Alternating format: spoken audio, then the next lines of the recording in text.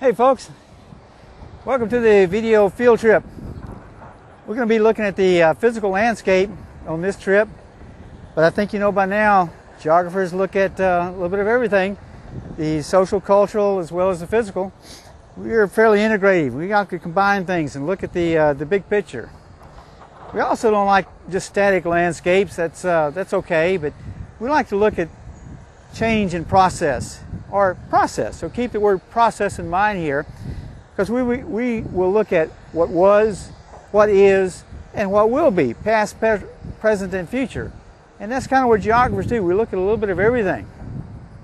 And we're here at on the EKU campus, edge of Richmond. And take a look behind me here. You can see some of this past, present, and future actually going on.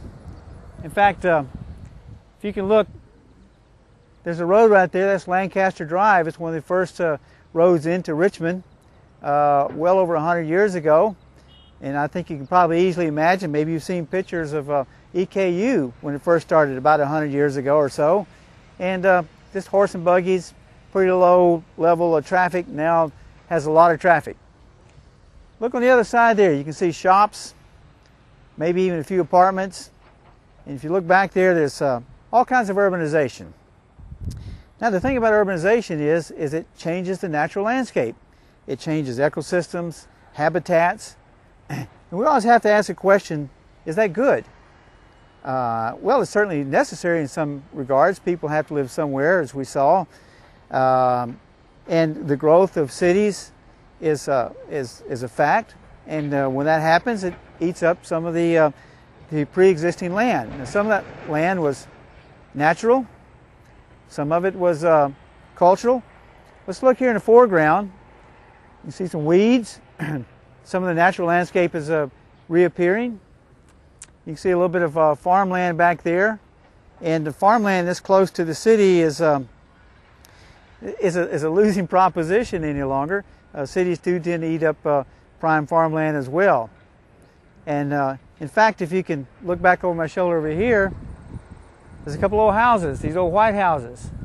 Those probably are 70, 80 years old, maybe even older, I don't know. Those houses were probably farmland at one time.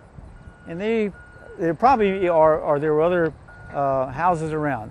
Those are going to be disappearing. Probably the next time there's a little bit of change made, that may be turned into a shopping mall. And there they go. So we're looking at process in action right here. You can see where probably some of the farmland was behind it, maybe a little bit. Some of it's returned to natural. That's got an expected short lifetime. Take a look at this church back here. This church, you can see this large brown building over here. That's a recently constructed Baptist church, very large church. Someone said, why? Why are churches so large?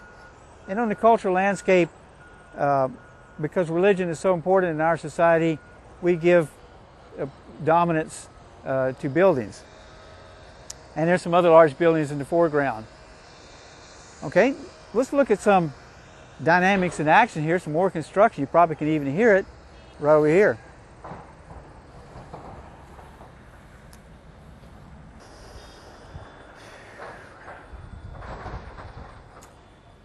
A lot of action going on over there. That's a lot of landscape change. You can see process in process. You can see the dynamics. This EKU in the background, and this large construction there is a business technology center, part of the 21st century for EKU. EKU is expanding. It's part of urbanization. It's eating up what's some natural land. You can see the bulldozers are reconfiguring the topography, filling in the sharp points, the creeks, and smoothing out the little hills for parking lots and so on like that. It'll be nice looking. It's sort of ugly right now, but that's okay. It's just very temporary. I don't know about any wildlife that was there. More likely there's not much left there right now, except for the things that get around pretty fast. Or is that so? We'll take a closer look and see if there's any really habitat going on, still existing. But that's a large area that's under permanent change. And again, that's what urbanization. That's what growth of humans is all about. But let's go downhill and take a look at some of the smaller things that may be happening and see if we can get a good sense of physical landscape change. Okay? Let's go down. You see the bulldozer? He's down in a little gully right now. You see all that green? That green is obviously vegetation, and it's there because it's a low place topographically. And a lot of water, there's some water drainage in there, and that's what keeps the vegetation alive. And this is what construction does. It not only changes the topography, it changes the surface drainage as well, and which consequently will change some of the groundwater underneath. Now he shoved a lot of rocks down into there, and it looks like he's doing some digging. I'm afraid the lifespan of that little vegetation ecosystem there is going to be measured probably in hours. It certainly won't be there very long. See, they're dumping in rocks to level out that the topography, filling it in and digging it up. Well, that's some change going on there, and sometimes the ecologists kind of grimace and say, "Ugh, that's a terrible change," but it's necessary. Let me step over here and you see the building back there in the background. See that really nice dome, kind of a 21st century architecture and a 21st century building. Let's keep going here. And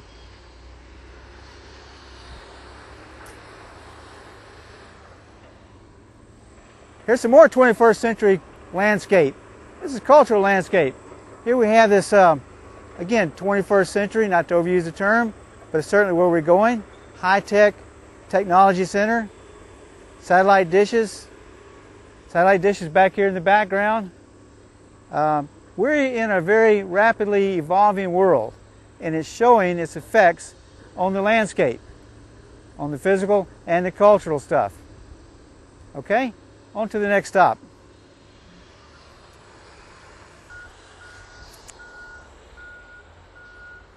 Let's look at some micro environments for a little bit here. I'm standing on some grass. It's mowed. Of course, you know what mowed grass looks like. There's this thing called succession. Succession is when vegetation grows back. Now, right now, we keep this grass artificially at a low level because we like manage and cut lawns and cut grass. But if you leave it alone for a little while, it's probably going to be about like this little transitional area here. Now, if you can see carefully, and you probably know this already, there are weeds here. There's some little wildflowers that are starting to come up. That's the second stage of succession. As long as we keep this cut, it'll stay grass, nice and grassy. Let it go for a little bit. The weeds begin taking over and crowding out the grass. And then behind me here, we get even taller weeds. These weeds are going to take a lot of the moisture out of the ground, a lot of the minerals, or take the water, and basically kill off the lower forms. So succession is going sort of low form and gets more and more. You can see some even taller weeds back there in the background, and maybe even a few trees. Maybe even a few trees back there. Now, brushes and then trees, and the larger the organism, the fewer there will be, but they'll also be more greedy, and stronger, and eventually, when left alone, this could turn into a nice woodland, and maybe with a lot of the understory shady and not much grass growing. So we're seeing succession in process right here. Now there's another interesting thing right along the edge. Let's take the edge of these tall weeds and the smaller weeds. That's an ecotone. An ecotone is the edge, or the transitional edge, of two ecosystems. Now in this case there's not a lot of difference because they're weeds, but they are one type of weeds versus a taller type of weeds versus a smaller type of weeds. And so we're likely to find maybe some different organisms living there, different crickets or bugs or whatever. So ecotones are these little transitional areas that form the buffer zone between two ecosystems. When we cut the grass along through here, we're making a very sharp ecotone, aren't we? But in nature, there's usually a little bit of a transition. There's some interesting weeds there, 6 and 8 feet high weeds. Okay, we'll go downhill and look at our next stop.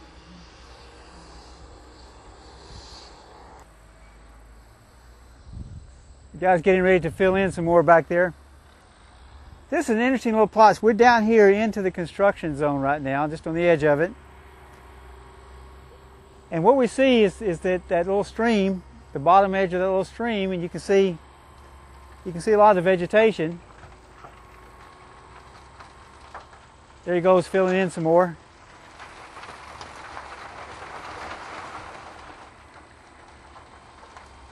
Okay, I think the noise is over.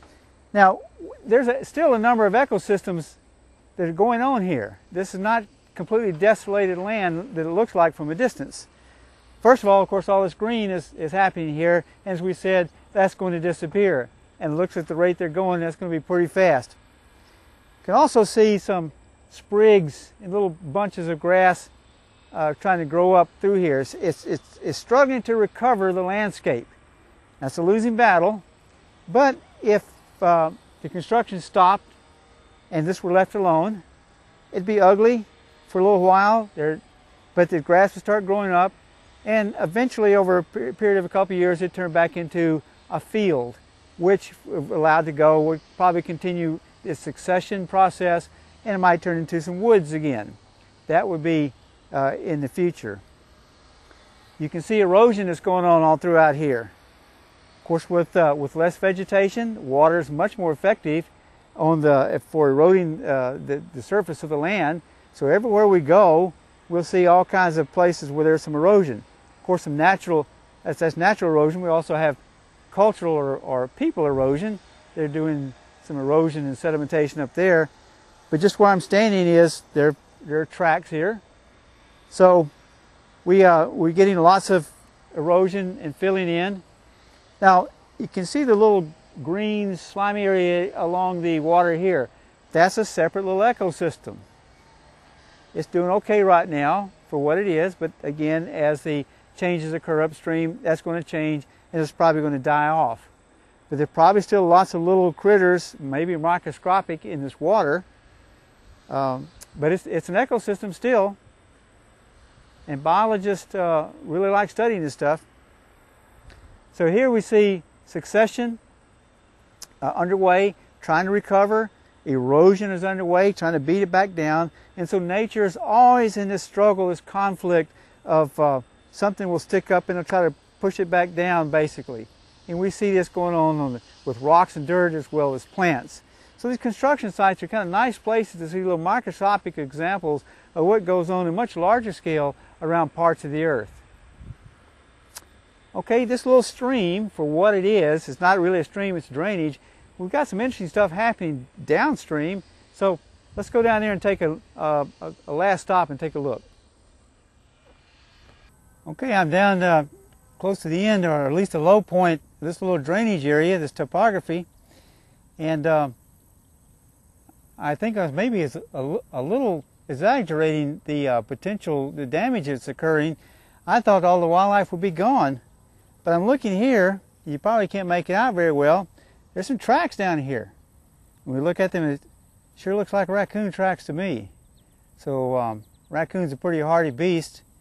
So there might be some over here in this brush area to my right. So there looks like there's some mammalian life still around here. Raccoons and opossums are probably more hardy than humans that can survive just about anywhere.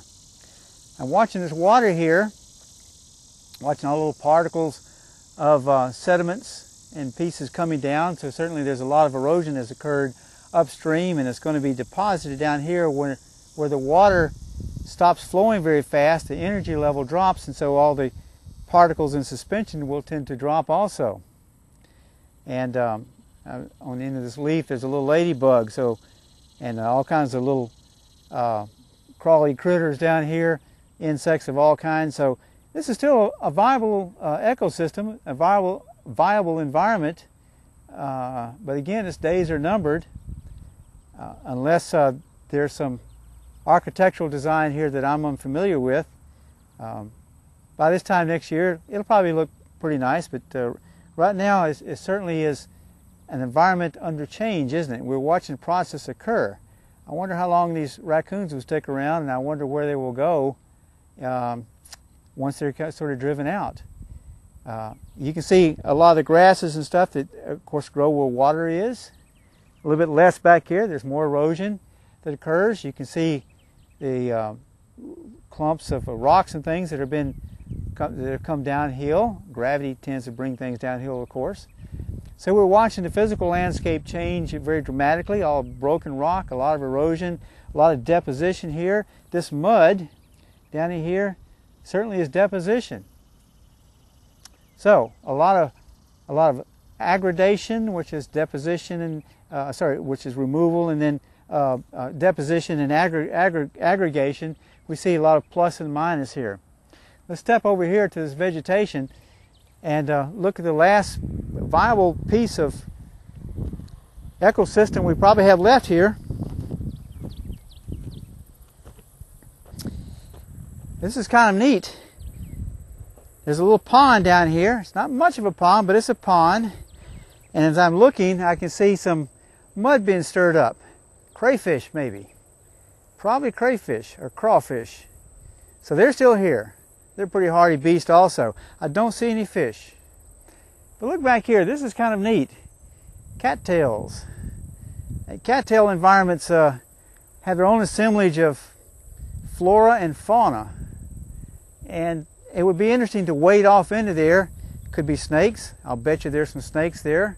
So there's some macro life there, some non-insect macro life. Certainly these raccoons probably off in there somewhere, wishing I would go away and leave them alone. We see different kinds of vegetation here. It's been well watered. It's in a low place. But once this natural water gets cut off, I wonder if this will survive even if they do not pave it over.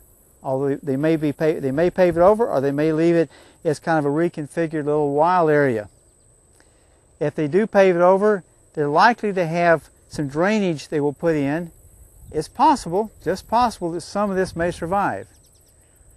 It's probable that it won't. But that's change. There's a large tree back over here. So this little field trip, I hope, is showing you just a little bit, just scratching the surface, literally and figuratively, of what's going on in the environment, that population growth and economic development results in consequences ecologically and environmentally. Habitats change. They get changed or they get completely wiped out. So urbanization is a process of which geographers watch. We watch the human side, we watch the natural side. And all these things are very interesting as if we focus on them. But so keep in mind here process for physical landscapes and cultural landscapes. And construction areas are good places to watch them. Okay, keep that in mind. I think that ends our little brief field trip. If you can, try to get down here in person and walk the area and take a look at this stuff yourself. You'll see more than we've even brought up. Okay, we'll see you later. Thanks for being here.